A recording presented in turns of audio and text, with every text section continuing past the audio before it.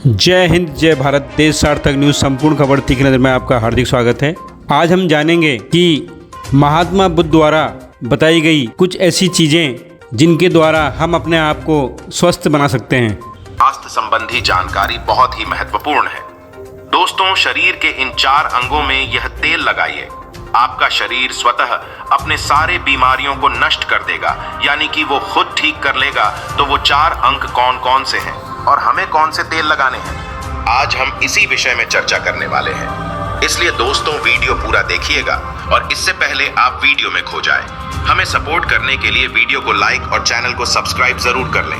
आज के उपदेश को सुनकर आप अपने जीवन को सफल जीवन बना सकते हैं। और दोस्तों, इस जानकारी से पहले चलिए सुनते हैं भगवान महात्मा बुद्ध का एक उपदेश। एक दिन एक राजा भगवान बुद्ध के पास आया। बुद्ध के आश्रम में बहुत भीड़ थी। राजा ने भगवान बुद्ध से अनुरोध किया कि वह एकांत में कुछ बुद्ध से कहना चाहते हैं। तथागत बुद्ध बोले, सर्वत्र एकांत है, यही बोलो। फिर राजा ने कहा कि मैं तथागत संन्यास लेना चाहता हूँ। बुद्ध गंभीर हो गए। वे बोले कि तुम्हें संन्यास्त होने के लिए दीक्षा के पहले मेरी एक शर्त का पालन करना होगा।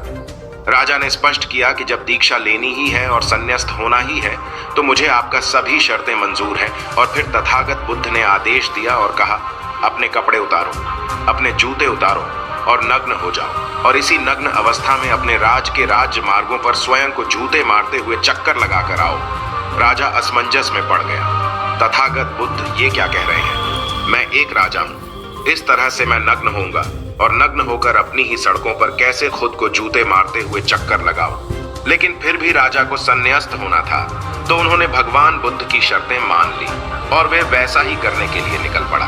राजा ने वैसा ही किया। वह नग्न होकर स्वयं को जूते मारते हुए राज्य की सड़कों पर दौड़ने लगा। और यहाँ उसके चले जाने पर शिष्य ने बुद्ध से कहा कि भंते, जब हम आपसे दीक्षा लेने आए थे तब आपने तो ऐसी कठोर शर्त नहीं लगाई थी।